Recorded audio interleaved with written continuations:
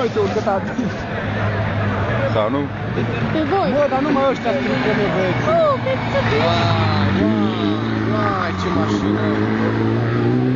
Dar de ce Bă, s-o? gata, acolo mă și ăla strica băiatul. Yo, ce larg, a venit ăsta, mă. Hai! Da te duci în ăsta. Uai, biserică!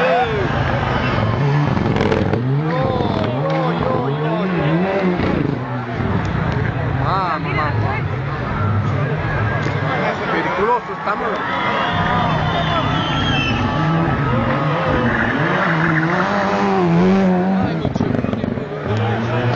Ăsta are de învățat, tati. Ăsta la sloganul de mere.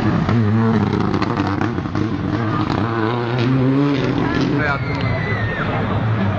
Cristi de mergea, tati. Adunată stâlpii. Ce-ai, mă?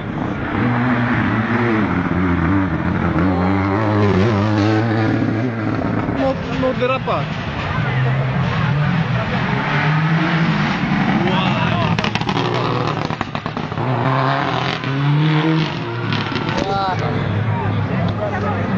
Asta scoate un timp mai bun în linie dreaptă. Nu, mă, ce-mi face?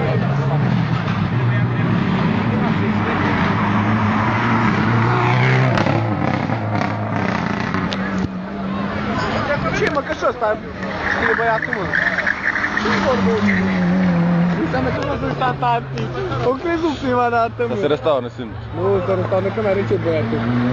Așa că treabă bună, din Argeș. Ăsta vrea să mai ajungă acasă cu mașina mea. Oh, mă, dacă... Opa. 3. Așa? Auzi, 98. 98 ăsta, mă, n-a avut nimic. Ăsta e 98, mă. Auzi, 98, tate. Cutie. Și eu pune la pauză, ce maneau fain, da, și pune la pauză, vine ăsta, trece pe acolo. Hop, dar răspunde, mă, pula mea odată. Ca să opri muzica de numai.